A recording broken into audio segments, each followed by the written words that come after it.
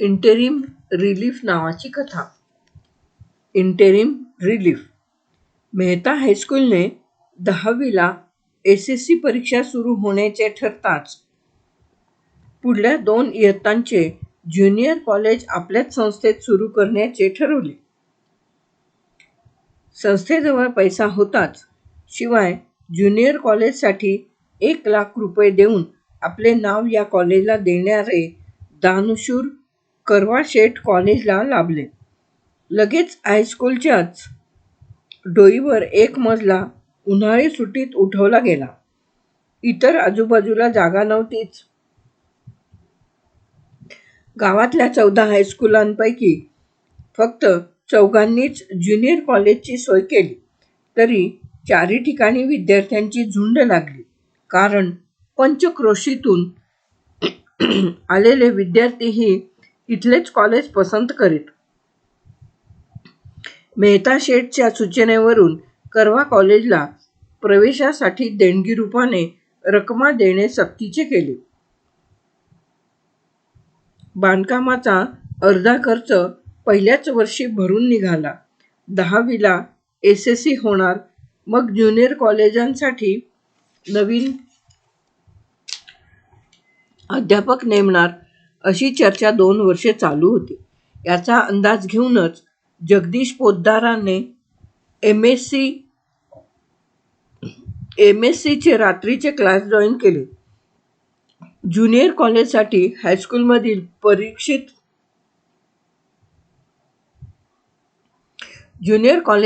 हायस्कूलमधील प्रशिक्षित स्टाफ उचलणार यात शंका नव्हती. गणित घेऊन BSc झाल्याचा फायदा जगदीशला आता झाला. त्याला सकाळी नोकरी करून रात्री क्लासला जाता आले. दुपारी अभ्यासाला वेळ मिळाला. परिणामी त्याला वरच्या दर्जात उत्तीर्ण होता आले. संचालकांच्या वशिल्याच्या शिक्षकांना, विशेषतः शिक्षिकांना आधी निवडले. सिनियर जोडपदवीधर घेतलेल्यांत मास्टर डिग्री व ती गणित विषयात असणारी स्त्री शिक्षिका शाळेत नव्हतीच. म्हणून व क्लास असल्याने जगदीशलाही ज्युनियर कॉलेजात चान्स मिळाला. क्वचितच बरोबर ठरणारा आपला अंदाज खरा ठरला व त्या दिशेने केलेल्या प्रयत्नाला बळ आले. हे पाहून जगदीश आनंदला. सर म्हणून विद्यार्थी हाक मारत असले तरी इतरांच्या लेखी तो मास्तरच होता.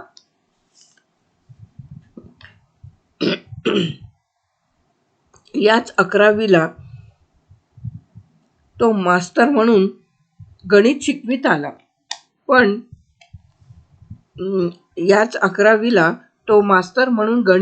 आला. आता 11वी नि 12वीचा तो गणिताचा प्राध्यापक होता. प्रोफेसर. वा, या शब्दाची जादू त्याला लहानपणापासून भुरळ घालायची. पण इंटर सायन्सला गचका खाल्ल्याने तो जेमतेम गणित घेऊन BSc झाला. इतर कुठे नोकरीचे न जमल्याने चुलत मावशीच्या नवऱ्याच्या हाताखाली हायस्कूल टीचर झाला.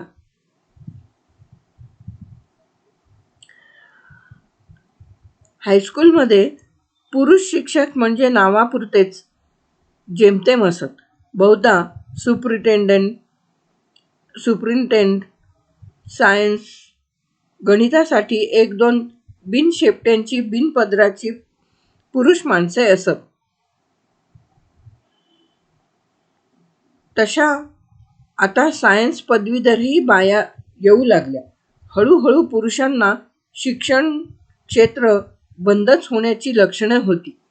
मेहता हायस्कूलमध्येही 3 पुरुष शिक्षक, 2 कारकुनांचा फक्त त्यांना संस्थेचा आधार.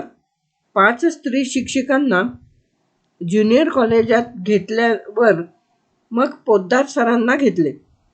आपले प्राध्यापक पदाचे स्वप्न या हायस्कूलच्या शिडीने गाठता आले. या आनंदाने जगदीशने मारुतीला खडी साखर ठेवली. असेच हळूहळू सायन्स कॉलेजात जाता आले असते. प्राध्यापक ही पदवी जिथे तिथे नावामागे लागली असती. डॉक्टर व प्राध्यापकांनाच नावामागे उपाधी लावता येते. मोठमोठे इंजिनियर्स व अकाउंटंट वगैरेंना हे भाग्य नसते. जगदीशने प्राध्यापक उपाधीसह नवी लेटरहेड्स व व्हिजिटिंग कार्डे छापली. आपली मठीच्या दारावर लटकणारी पाटी बदलली आणि प्राध्यापक जगदीश पोद्दार असे लिहून पुढे पदव्या लिहून घेतल्या. पाटी लावताना त्याला असेही वाटले की पुढे मागे आपली पोझिशन चांगली झाल्याने अधिक चांगल्या मुली सांगून येतील, आपणास आवडतील अशा. मग तो स्वप्न रचित राहिला. आजकाल पदवीधर देखण्या मुलींना मास्तर या शब्दाचा राग आहे. कंपनीतला किंवा सरकारी खात्यातला कारकून चालतो, पण मास्तरकडे वडिलांना स्थळ सांगायला जाऊ देत नाही. मग जगदीशाला ज्या थोड्या मुली सांगून आल्या त्या त्याला पसंत नव्हत्या. त्याने सबुरी पत्करली. कॉलेजात तो उत्साहाने शिकवू लागला. अर्थात त्याच्या विषयांत मुलांचा उत्साह जास्त असे. मुली नाराजीनेच येत, पण तो विषय सोपा करी. हळूहळू तो लोकप्रिय प्राध्यापक ठरला. दुसऱ्या वर्षी स्टाफवर एक नवी ताज्या दमाची MSc तरुणी आली. नुकतीच ती प्रथम वर्गात पास झाली होती. तिचे नाव स्मिता देसाई.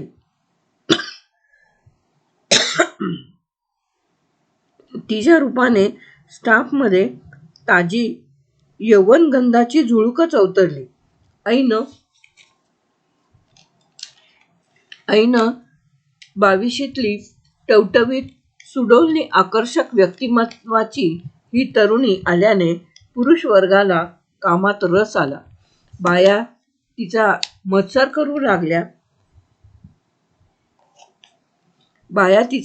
करू लागल्या. स्मिता नावाप्रमाणे हसतमुख होती. रूपशिक्षणाच्या तोऱ्यांत नसे ती. वागायला मनमोकळीने हसतमुख स्मिता जगदीशला एकदम आवडली. हुशार तर होतीच. जगदीशच स्टाफमधला तरुण व त्यातही अविवाहित प्राध्यापक. क्वचित सिनियर सौ कर्णिक म्हणतही, बरी जोडी दिसेल तुमची पोद्दार. शू बाई, तिच्यासमोर असं बोलू नका. ती बडे बाप की बेटी आहे. मी गरीब साधा असा माझा इरादा आहे. असा तिला संशय आला तर ती बोलायचेही बंद करील. बरी आहे, आपणामध्ये एवढेच समाधान पुरे. दुरून बोलून तिथेच थांबावे. पण स्मिता देसाई मात्र जगदीशाशीच जास्त बोले. दोघांना ऑफ तास असला तर मस्त गप्पा मारे. कधी लायब्ररीत त्याच्यासह जाई, तर कधी कंटाळा घालवायला कॅन्टीनच्या कळकट टेबलाशी बसून तिखट वडे खात दोघेच संवाद करीत. तिचे मधुर व चतुर बोल ऐकताना वडे चवदार वाटत. कळकट हॉटेल काश्मीरमधल्या सरोवरातील शिकारा वाटे. या मोहक व्यक्तित्वाची सोबत अशी जादू करी हे खरेच. एकदा कॉलेज सुटले होते. स्मिता नेहमी लगेच निघे. आज जगदीशचे लायब्ररीयनजवळ काम होते. त्याने त्याचे हिशोब पाहिले. ही तपासणी त्याच्याकडे असे. मग त्याने आपणाला हवी ती पुस्तके काढून ठेवली होती. ती घेतली. तो बाहेर येतो तो संधीप्रकाश पसरला होता. समोरून एक पाठमोरी आकृती संथ जाताना दिसली. जगदीशने तिला लांब छलांग टाकीत गाठले. ती स्मिताच होती. का हो, आज उशीर केलात? त्याने विचारले. ती जांभई देत आळसत म्हणाली, घरी नेऊन काम होत नाही म्हणून इथेच केले एकदाचे पुरे. ओझं नेण्यापेक्षा इथंच करणं बरं. अंधाराचं जाणं घरच्यांना बरं नाही वाटणार. पण यावर जगदीशने घरी कोण काय हे विचारावे असे मनात आणले. तोच ती म्हणाली, तुम्ही जरा चौकापर्यंत याल ना सोबत? अवश्य. मला काय, एकट्याने वेळ जात नाही. तिनेही त्याच्या एकलेपणाची चौकशी केली नाही. उलट पुन्हा जांभई देत म्हटले, कंटाळा आला बाई. चला, या नव्या आलिशान सोना हॉटेलात कॉफी नाहीतर काही थंड घेऊ. त्याला असे बोलणे भागच होते. चला, जरा फ्रेश वाटेल. ती झटकन कबूल झाली याचे त्याला नवल वाटले. जगदीश आत बिचकत शिरला. स्मिता मात्र त्याच्या पंखावरून तरंगत शिरावे तशी गेली. जगदीशची या पहिल्याच स्त्री सहवासाच्या प्रसंगात छाती धडधडत होती. कुणी पाहील नि मग चिडवेल या भीतीने तो इकडे तिकडे बघत झटकन आत कोपऱ्यात गेला. दाराकडे पाठ करून बसला. हॉटेल एकदम राजविलासी होते.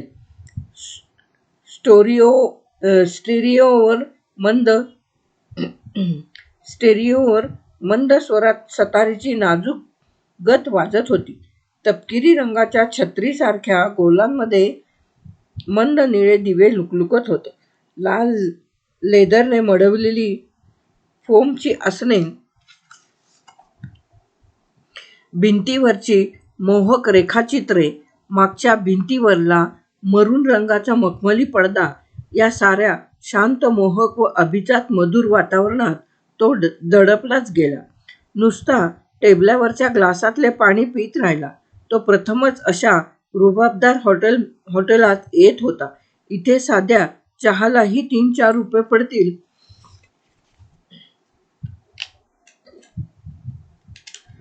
असा हिशोब नको म्हटले तरी मनात येत होता. ती मात्र सराईत सहजतेने प्रथम रेलून आनंदात बसली. मग कोपर टेबलावर ठेवून तळव्यावर गाल टेकून किलकिलत्या डोळ्यांनी संगीतात लक्ष देऊ लागली. चमकदार नेल पॉलिश लावलेली तिची चाफेकळी बोटे किंचित आवाज करीत ताल देऊ लागली. वेटर आला. त्याने तिला विचारले, काय घेऊया? ट्रेमध्ये कॉफी. त्याने शब्दाची उजळणी केली. अधिक बिस्किटे सांगितली. बराय नाही हॉटेल? हो बाई, इथे तळणाचे वास, डोशांचा चुर्र आवाज नि कब्बश्यांचा खणखणाट नाही. कसं निवांत, शांत. तो विचारणार होता, पूर्वी कधी आलात का? तर तीच पुढे म्हणाली, ऐन उन्हाळ्यात येऊया. वरच्या मजल्यावर मस्त एअर कंडिशन रूम आहे. हिरवा गालिचा, हिरव्या मखमलीचे कोच, पोपटी टेबले नि हिरवट पडदे सॅटिनचे. भर दिवसा मंद प्रकाश नि पूर्ण शांतता. घटकाभरात प्रसन्न वाटेल. दुपारी वर्दळही नसते. उठायची घाई करीत नाही वेटर. म्हणजे हिला हे हॉटेल ठाऊक आहे. हिला पुन्हा पुन्हा इथे आपल्यासह यायचे असेच नाही का हिच्या बोलण्यातून ध्वनित होत. कॉफीचा ट्रे आल्यावर तिनेच ती बनवली. अर्धा तास फुलांच्या सुगंधावर तरंगत गेला. बिल नि टीप ठेवून जगदीश उठला. तिने बशीतली बडीशेप त्याच्या तळव्यावर ठेवली तेव्हा तिची साईसारखी बोटे त्याच्या तळव्याला स्पर्शली. त्याच्या अंगात वीज झणाणली. नंतर कित्येक दिवस जगदीश बेचैन होता. स्मिता नित्याप्रमाणे बोलत बसे. ऑफ तासाला दोघं पेपर्स तपासीत. एकीकडे तो मस्करी करी. एकदा कुणी नसताना तिने गप्पाच्या ओघात द्या टाळी म्हटले व त्याने चटकन हात पुढे करताच तिनेच तो पकडला व हलवीत बराच वेळ पकडून ठेवला. त्या दिवशीच पेपरात कैक मुलांचे नापास पण टळले. शनिवारी कॉलेज लवकर सुटले. जगदीश पुस्तके घेत व लायब्ररीयनचे काम संपवित होता. तो त्याला स्मिता कॉलेजमध्ये परत येताना दिसली. तो सह्या ठोकून बाहेर आला. शाळेच्या व्हरांड्यात ती शिपायाशी बोलत होती. तोवर तो पोहोचला. काय झालं देसाईबाई? शिपाई चावीने कुलूप उघडून ऑफिसात गेला. पोतदार, मला देसाईबाई म्हणू नका. काकूबाई झाल्यागत वाटतं. निदान एकटी असताना तरी नाव घ्या. वाईट आहे का माझं नाव? तुमची परवानगी असेल तर मला त्यात आनंदच वाटेल. आहे. स्मिता इतकं गोड नाव दुसरं ऐकलं नाही. स्मिता गूढ हसली. तोवर शिपाई एक लेडीज छत्री घेऊन आला. हीच का? हो बाबा, हीच. बरी मी ताबडतोब आले म्हणून. कुठे विसरलात? आपल्या टीचर्स रूमच्या टेबलावरच राहील. मग गेली नसती. तिथे इतर कोणी येत नाही. शिपायाचे स्मिताने आभार मानले व ती रेंगाळत परतली. टीचर्स रूममध्ये तरी 2 दिवस पडून कशाला ठेवावी? गेली तर हळहळ नको. अर्ध्या वाटेत आठवण होताच परतले. अस्सल जपानी माल आहे.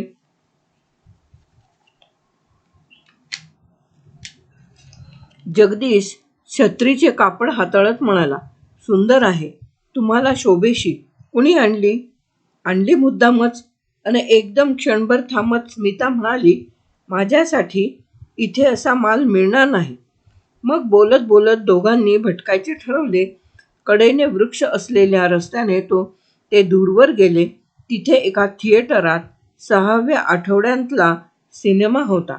त्या इंग्लिश सिनेमाबाबत दोघांचे एकमत होताच त्यांनी तो पाहायचा तात्काळ निर्णय घेतला. जगदीशचे भित्रे मनपाखरू आता धिटावले. शिवाय हा शहराकडेचा अमहाराष्ट्रीय भाग होता. त्याने चटकन बाल्कनीची तिकिटे काढली. तिच्यासह अंधारातून खुर्च्यांमधून जाताना त्याचा हात 2दा तिच्या खांद्याला लागला. त्याला गुदगुल्या झाल्या. हळूहळू त्याचीच सवय होत गेली. स्मिता देसाई जगदीश शिवाय कुठेच जाईना. कुमार गंधर्वांची मैफल असो, प्राध्यापक कर्व्यांचे व्याख्यान असो की अनिल बर्वेंचे नाटक असो, ती 2 तिकिटे आणि 1 जणाने तिकिटे काढावी, दुसऱ्याने टॅक्सी आणि खाद्यपेये यांचा खर्च करावा असे अलिखित करारागत चाले. तोही मग तिला कधी विज्ञान प्रदर्शनाला तर कधी बोटिंगला नेण्याइतपत धीट झाला. एखादी चापट चेष्टेमध्ये तिला गोंडस दंडावर मारू लागला. गर्दीत हात धरू लागला. त्यांचे जाणे कुणाच्या डोळ्यांवर न येईल असे चाले. कॉलेज स्टाफ समोर ते अगदी नेमकेच बोलत, इतरांसारखे वागत. दुसऱ्या टर्ममध्ये गॅदरिंगच्या निमित्ताने ते अधिक जवळ आले. एकमेकांची चेष्टामस्करी करू लागले. घटका गुजगोष्टी करीत राहिले. या संदर्भात एक मात्र त्यांनी टाळले, ते म्हणजे घरची चौकशी व आपापल्या घरी नेणे. टाळले स्मितानेच, कारण जगदीशची मठीच होती. पण त्यांचे वाढते संबंध बाहेरच्या बाहेरच राहिले, शक्यतो इतरांच्या ध्यानात न येतीलसे. नंतर कॉलेजची ट्रीप ही कोयनानगर धरण आणि विद्युत केंद्रावर गेली. तेथे पोफळी गेस्ट हाऊसमध्ये रात्री मुक्काम होता. स्मिता व जगदीशखेरीज 2 पोक्त शिक्षिका होत्या. रात्री उशिरापर्यंत गाणी, भेंड्या झाले. मग दमलेले विद्यार्थी-विद्यार्थिनी झोपून गेल्या. त्या प्रौढाही घोरू लागल्या. स्मिता व्हरांड्यात आली. जगदीश मध्येच जागा झाला. त्याने तिची कृष्णाकृती चांदण्यात कोरलेली छबी पाहिली. तो गुपचूप बाहेर आला व दार ढकलून तिच्या शेजारी उभा राहिला. स्मिता मधुर हसली. तोंडावर बोट ठेवून तिने त्याचा हात धरला आणि ती बाहेर आली. दोघं चांदण्यात फिरत एका उंच टेकडाशी येऊन शिळेवर बसली. नीरव शांतता, टिपूर चांदणे, नदीचा मर्मर ध्वनी एवढेच पुरेसे आल्हाददायक होते. त्यांत 2 तरुण देह जवळ बसल्यानंतर काय हवे? स्मिता, मला चिमटा घे. जगदीशने शांतता भंग केली. काय झालं? एखाद्या सिनेमापेक्षा अधिक स्वर्गीय, नितांत सुंदर असे हे स्वप्न वाटतंय. तू माझ्या एवढी जवळ येशील असे कधीच वाटले नव्हते. या क्षणी तू तर स्वप्नातली परीच वाटतेस. तू एक अप्राप्य चीज म्हणून मी तुझ्याकडे पाहत असे. हात लावला तर विरघळशील असे वाटे. ओय, केवढ्याने चिमटा घेतलास? मी एवढा माणसल नाही. हां, पण ही तुझे बोटे माझ्या अंगावर जो वण उठवून बसलीत, तो वण बराच काळ राहील. आंघोळीनंतर मी तिथे चंदन लावीन. कवीच दिसतोस रे. तुला कुणी विज्ञान शाखेला पाठवला? ती कौतुकाने बोलली. तिच्या एकेरी संबोधनाने तो खुलला. तिचा सुंदर विभ्रम पाहत तो हसला. त्याच्या मोहमयी चेहऱ्याकडे बघत ती खुशीत येऊन म्हणाली,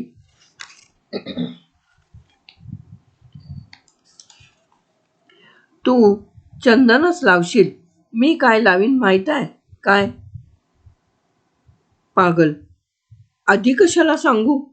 अन ती अशी काही खळाळून हसली की त्यापुढे नदी लाजून थबकली. चंद्र डोकावून बघत राहिला. झाडावर चढलेल्या कुसरीने 4 फुले टपटप सोडली. एवढे झाल्यावर त्याला भान राहणे कठीणच. खट्याळ कुठली असे म्हणत त्याने तिचे दोन्ही गाल धरून मोठे गालगुच्चे घेतले. काही क्षणांनी तिने सुटका करून घेत दोन्ही तळवे गालांवर झाकीत म्हटले, हाय रे, किती जोराने दुखावलेस. तू काय लावणार या आगीवर? मी तुझ्याजवळ क्रीम मागणार. त्याने प्रश्नार्थक चेहरा केला. त्याच्या ओठांवर तर्जनी मारत स्मिता म्हणाली, बुद्धू कही का? जगदीश दीड झाला. त्याने तिला बाहुपाशांत घेत तिच्या गालांवर चुंबनांचा वर्षाव केला. ट्रीपनंतर मात्र अभ्यासाचे सत्र जोरात सुरू झाले. कॉलेजला गती आली. प्रिलिमिनरी चालू झाली. स्मिता व जगदीशचे क्लासेस जवळ आले. दोघांनी दाराशी खुर्च्या घेतल्या. एकमेकांकडे बघत पोरांवर त्यांनी देखरेख केली. मग वेळच कमी मिळाला. एक इंग्लिश सिनेमा पाहिला. त्यानंतर स्मिताने आठवड्याची रजा घेतली. रजेवरून ती आली. पेपरांचा गठ्ठा तिने दिला. आता तास नव्हते. टीचर्स रूममध्ये गप्पा मारणे, फिरणे असे बेत करून जगदीशने तिला ऐकवले. ती म्हणाली, उद्या सांगते. दुसऱ्या दिवशी साऱ्या स्टाफला चहा आला. कुणी दिला याची चौकशी झाली. स्मिताने पर्समधून गठ्ठा काढीत म्हटले, मी.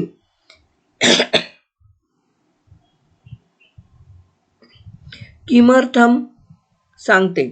असे म्हणत तिने आपल्या लग्नाची निमंत्रण पत्रिका एकेकाच्या हातात दिली. जरूर यायचं. सुट्टी लागते. आलं पाहिजे हं, असा प्रत्येकाला आग्रह करीत ती सर्वांना पत्रिका देत होती.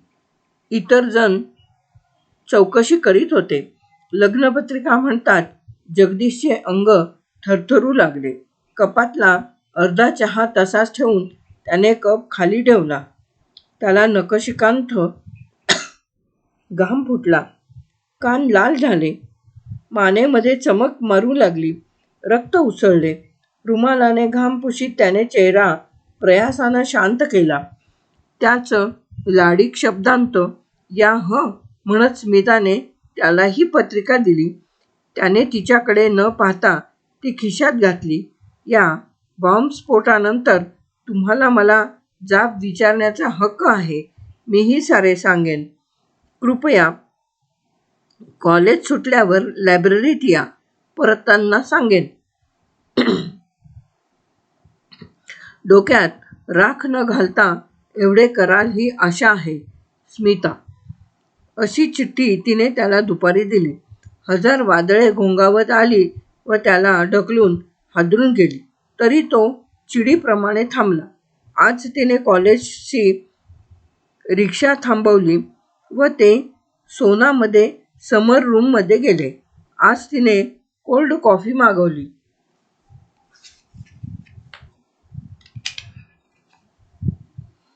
मला नको ते.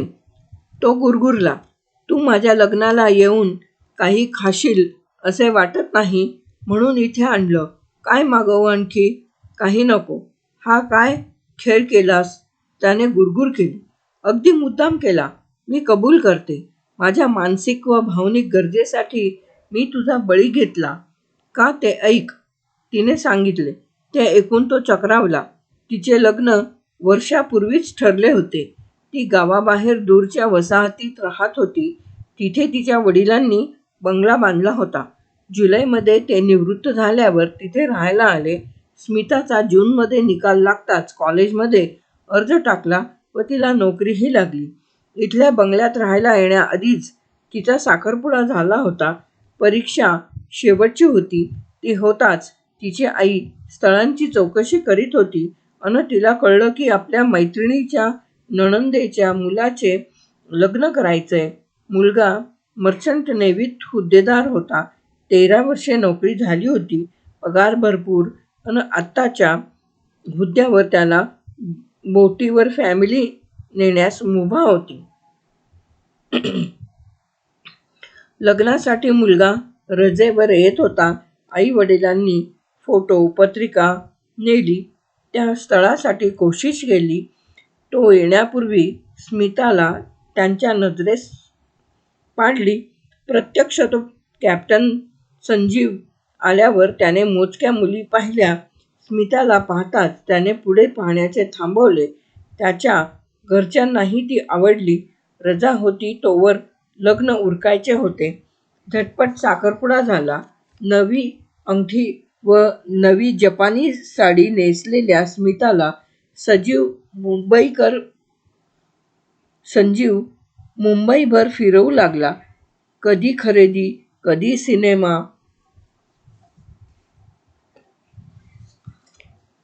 बोटीवरून आणलेल्या विलायती वस्तूंपैकी रिस्टवॉच, फोल्डिंग छत्री, पर्स अशा भेटी स्मितावर उधळीत तो तिच्या सहवासात रमत होता.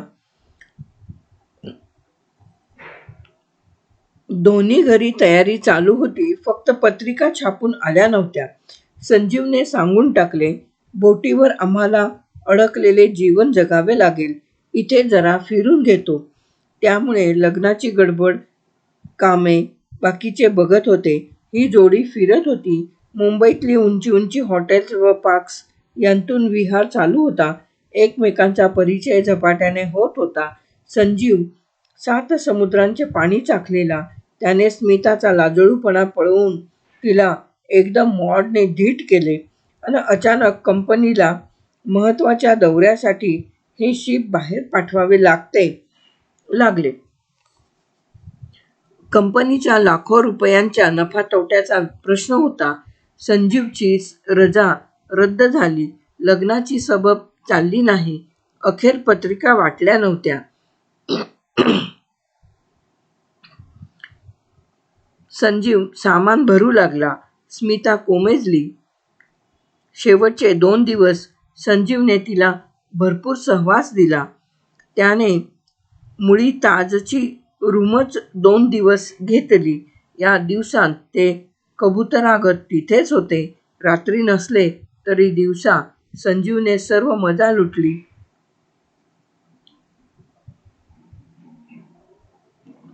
बिचकणाऱ्या स्मिताला त्याने म्हटले, हे बघ, जे 4 दिवसांनी आपण उपभोगणारच होतो ते आज लुटूया.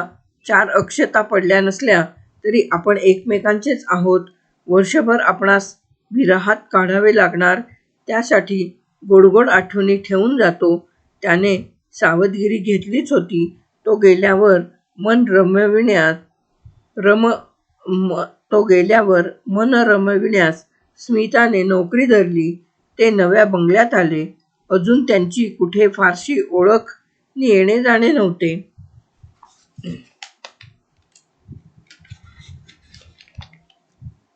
संजीव पत्रात आपण केलेल्या मजा लिही. तिलाही हसून खेळून मजेत राहायला सांगे. सिनेमा, फिरणे, पिकनिक, नोकरी, मित्रमैत्रिणी यात जीव रमव असे तोच म्हणे. मित्र शब्दाला तो भीत नव्हता. तो झुरत नव्हता व तिनेही झुरून खंगू नये असे बजावीत होता. मी वर्षाने येईपर्यंत तू झुरून हडकोळी निस्तेज होऊ नकोस. मजेत रहा. स्मिताला प्रथम त्याचा विरह फारच जाणवला. मग कॉलेजात मन रमले. जगदीश हा एकच तरुण व दिसायला आकर्षक प्राध्यापक होता. त्याच्याशी तिने स्वतःच ओळख करून मैत्री जमवली. संजीवने तिला सर्व शरीरसुखे दिली. तिच्या अबोध देहाला जाण दिली. या एकाकी काळात तिचा दाह होई. ती अशी तळमळत असता तिला एक रूढ समज आठवला की खलाशाला दरेक बंदरात बायको असते. संजीव तळमळणार नसेल तर आपण तरी का झुरावे? घडीभराच्या दोस्ताशी संघटन करून वरवर तरी सहवाससुख का लुटू नये? संजीव दुरूनच नाते जुळवून गेला असता तर एवढी तगमग झाली नसती. पण आता म्हणून तुझ्या नवऱ्याची बोट येईतो तू मला तात्पुरता तराफा बनवलास. जगदीश चिडून उद्गारला. ती गप्प पाहून तो पुढे चेवाने म्हणाला, तू श्रीमंत, सुंदर म्हणून मी नुसत्या ओळखीवरच थांबलो होतो. माझ्यासारख्या गरीबाला तुझ्यासारखे माणिक पेलणार नाही अन झेपणार नाही तेव्हा त्या वाटेला जायला नको म्हणून मी अलिप्त राहिलो.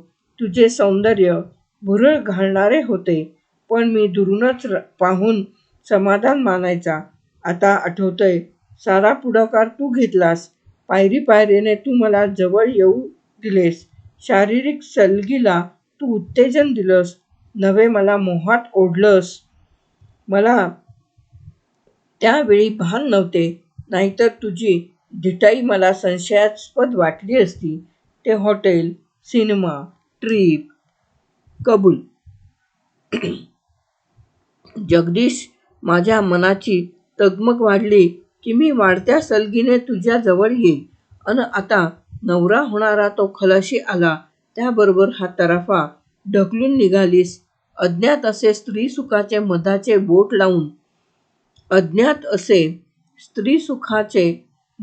बोट लावून तू मला दूर केलेस. आता माझी तगमग होईल त्याचे काय? नवऱ्याने तुला विरहाग्नीत ढकलले, त्यावर तू माझा इलाज शोधलास. तसा तूही आता कायमचा इलाज शोधू शकशील. जगदीश, तू यंदा कायम होशील. मग लग्न करून ही तळमळ कायमची दूर कर. मी धिटाई केली, पण तुझे शरीर भ्रष्ट केले नाही. माझ्याबद्दल गावात फार मोठा बोभाटा झाला नाहीये. तुझ्या चारित्र्यावर शिंतोडे उडवत नाही कोणी. पण तू हा खेळ माझ्याशीच का खेळलीस? माझाच बकरा का केलास? तूच आवडण्यासारखा होतास. माझा विचार केलास?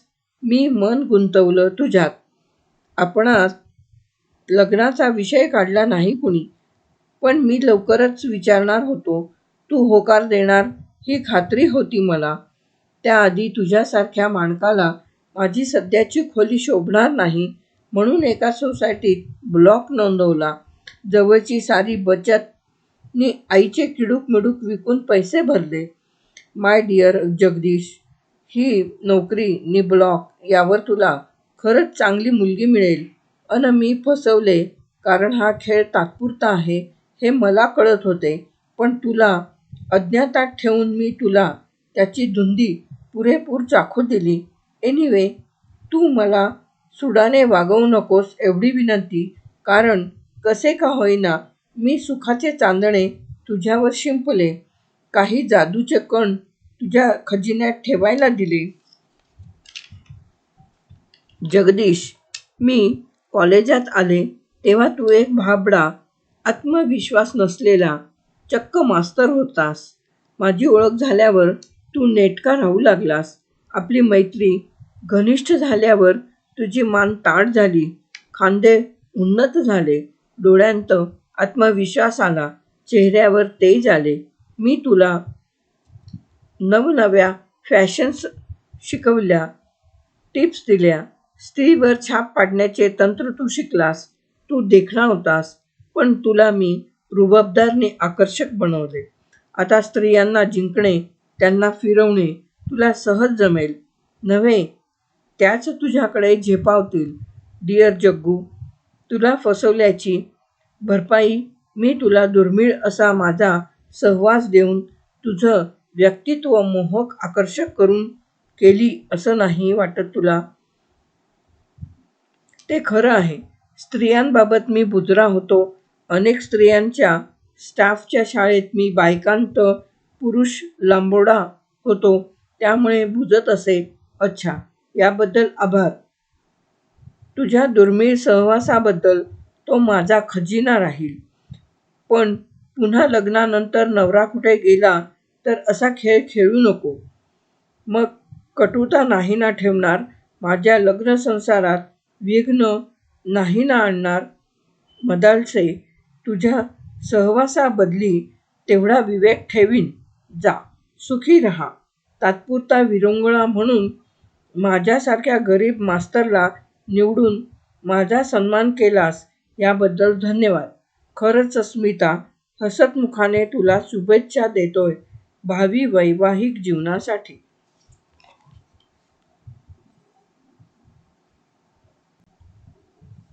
मित्र आणि मैत्रिणींनो, या चॅनलला सबस्क्राईब करा, या कथेला शेअर करा, लाईक करा आणि या कथेविषयी तुम्हाला काय वाटते ते कळवायला विसरू नका.